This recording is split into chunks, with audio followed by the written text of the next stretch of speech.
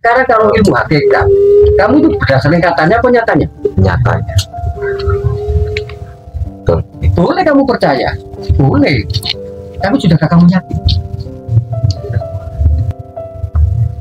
Karena keyakinan hanya bisa tumbuh dari pengalaman hidupmu sendiri yang kamu rasakan dan kamu alami. Yakin. Makanya sampai kalimat itu mengatakan, aku adalah perbandaran yang tersebut. Maka aku ciptakan alam semesta ini agar engkau mengenali aku. Lalu ada lagi ayatnya, aku hanya ingin dikenali dan diakui. Berarti diakui itu kan sudah menjadi suatu keyakinan. Diakui, diyakini. Artinya apa? Maka aku ciptakan alam semesta agar kau mengenali aku. Oke, berarti gue disuruh percaya dulu bahwa alam semesta ini ada.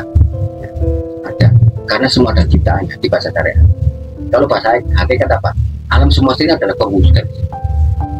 Dan kemudian kamu juga menyadari pada dirimu, aku juga perwujudan dari dia. Wujud sifat wujudnya, yang di dalamnya ada sifat. Jika kamu sudah paham, kemudian kamu mengaplikasikan perbuatan keyakinanmu ini bahwa di dalam diriku ini adalah sebuah perwujudan dari wujudnya Allah, yang di dalamnya ada sifat-sifat Allah, akhlak terhadap Allah, maka aku praktekkan dalam kehidupan. Itulah bentuk pengakuanmu terhadap Allah. Diakui. Dia sudah menjadi aku. Aku siapa? Ya jawaban deh.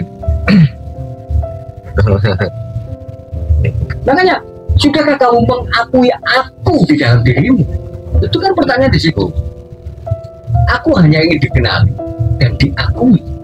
Pertanyaan berikutnya adalah, sudahkah kau mengakui aku di dalam dirimu? Apa buktinya? Kamu sudah menjalankan akhlak Allah yang al-Rahim, al-Adil, al-Jamal. Nah, itu kan kamu sudah mengakui perbuatan kita. Itulah bentuk pengakuan. Itulah suatu keyakinan. Karena kamu sudah mengakui. Makanya aku bilang apa? Sehebat apapun guru, sehebat apapun buku yang kamu baca, tidak akan mampu meyakinkan diri. Hanya sebatas kamu percaya. Tapi untuk meyakinkan dirimu adalah setelah kamu membaca buku, setelah kamu mendengar nasihat-nasihat dari guru-guru, kemudian kamu mengalami itu dan merasakan sendiri, itulah keyakinan itu. Guru sedang bercerita tentang laut, apakah itu laut? Betul. Ayo, guru sedang berkata, coba kamu datang ke pantai selatan, di sana ada ombak-ombak yang besar, laut-laut yang biru. Kamu hanya sebatas percaya nggak? Percaya. Tapi sudah yakin belum? Belum. Karena kamu belum datang ke pantai selatan. Coba kamu datang ke pantai selatan, kemudian menyaksikan tingginya ombak, birunya laut, kemudian batu-batu karang. Kamu sudah yakin karena kamu sudah mengalami sendiri. Makanya keyakinan itu hanya bisa tumbuh dari dirimu sendiri atas pengalaman, merasakan dan mengalami sendiri. Itulah keyakinan. Sehebat apapun gurumu, sehebat apapun buku yang kamu baca, bahkan Al-Quran sekalipun tidak akan mampu meyakinkan dirimu dan tidak akan bisa membuat kamu yakin sebelum kamu belum mengalami Al-Quran itu sendiri. Bagaimana kamu bisa yakin kepada Allah? Sebelum kamu melakukan sifat-sifat Allah yang ada di dalam dirimu. Bagaimana kamu yakin? Bisakah kamu yakin dari cerita? Kamu hanya sebatas percaya. Al-Quran pun tak akan bisa membuatmu yakin sebelum kamu mengalami apa yang dikatakan Al-Quran.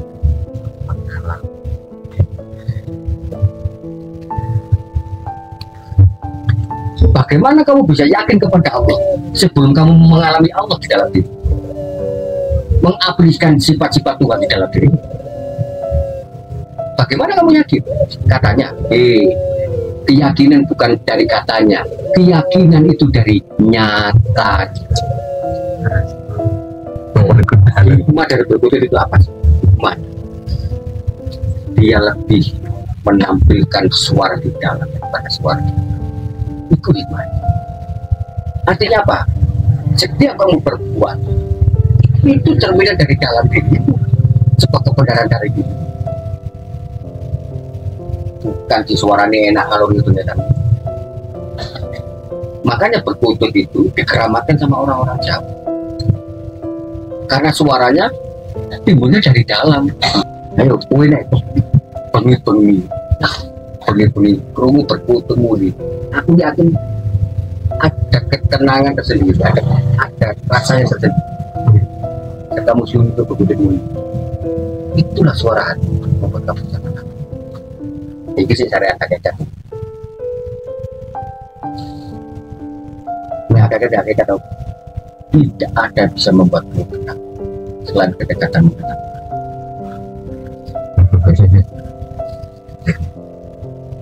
itu yang sering kamu dengar. Contoh saya tadi jelaskan kemarin, itu syariat hakikat. Itu bisa kamu berwirid Allah, kamu bersolawat panjang-panjang, kamu subhanallah, ada ketenangan. Sekarang ketenangan itu perlu pertanyaan, apakah ketenangan hati dari hasil kamu berdoa, ataukah kamu merasakan kehadiran Allah? Itu yang perlu ditanya. Sama dengan dikala kamu hidup di dalam kehidupan, kamu kaya raya, punya mobil, punya tabungan banyak juga. Pertanyaannya, tenangnya hidupmu karena harta, atau rasa syukurmu kepada Allah atas rezeki harta yang berlimpah yang diberikan Allah? Itu perlu dipertanyakan. Dan yang tahu kan dirimu sendiri. Terus kemudian kamu berkata begini, alhamdulillah, meskipun kalimatmu kalimat ketuhanan, tapi ada kesirikan dikala kamu tidak memahami. Alhamdulillah, uripku sekarang tenang, hidupku sekarang bahagia, aku sudah memiliki segalanya, aku sudah punya rumah, aku sudah punya harta yang banyak, aku punya mobil yang mewah, aku punya istri yang cantik, sekarang hidupku tenang. Allah kemana ini? Ayo, Allah kemana ini? Tapi di kala kalimat itu tidak kamu terjemahkan begini, alhamdulillah, semua karena Allah, aku diberikan kerahmatan, sebuah kekayaan, istri yang cantik, mobil yang mewah. Terima kasih ya Allah. Kamu melibatkan Allah dalam peristiwa itu. Tapi dikala kamu tidak melibatkan Allah di setiap peristiwamu, dalam kurikulum tauhid perlu dipertanyakan, ada apa dengan itu? Hingga tanpa kamu melibatkan Allah dalam setiap perilaku, pikiran, hati, dan perasaan, kamu berkata, alhamdulillah, aku tenang, aku sudah punya mobil mewah, istri cantik, papat bisa. Terus Allah tidak kamu libatkan. Berarti kamu sedang menuhankan istrimu, kamu sedang menuhankan hartamu, kamu sedang menuhankan mobilmu. Karena apa? Ketenangan hatimu kamu pertumpukan kepada apa yang kamu miliki. Itulah kesyirikan dan kemusyrikan yang nyata. Itulah kekafiranmu. Kafir kuwi. Karena tidak melibatkan Allah di dalam peristiwa itu. Sudah saya bilang berkali-kali, surga yang nyata adalah jarak terdekat seorang hamba dengan Tuhan. Itu surga yang nyata. Jadi dalam kurikulum hakikat, apalagi dalam kurikulum tauhid, jika ketenangan kehidupanmu, jika ketenangan batinmu, ketenangan jiwamu, kamu pertumbuhkan kepada hartamu, istrimu, mobilmu, itulah kekafiranmu saat itu. Karena kamu tidak melibatkan Allah di setiap peristiwa kehidupan. Kafir. Apa sih kafir itu?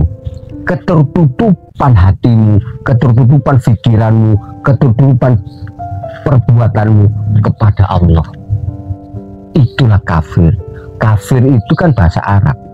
Kalau bahasa Inggris kafir, bahasa Indonesia tutup.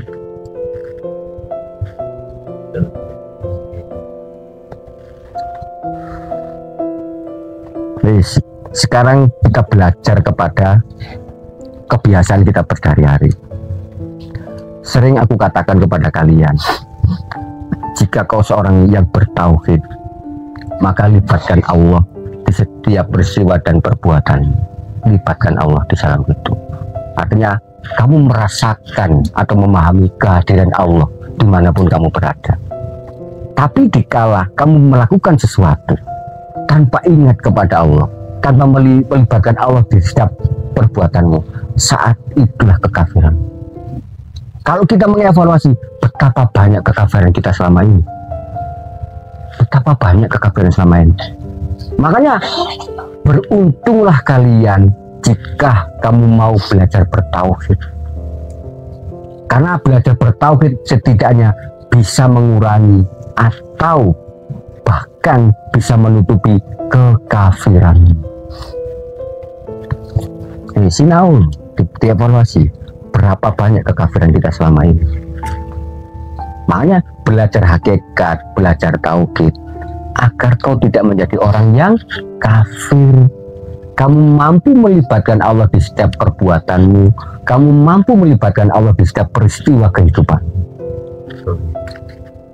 Karena semua ini kan Allah. Dimanapun kau menghadap, disitulah wajah Allah. Itulah pemahaman hakikat. Akhirnya mengarah kepada ketauhidan bahwa semua adalah Dia.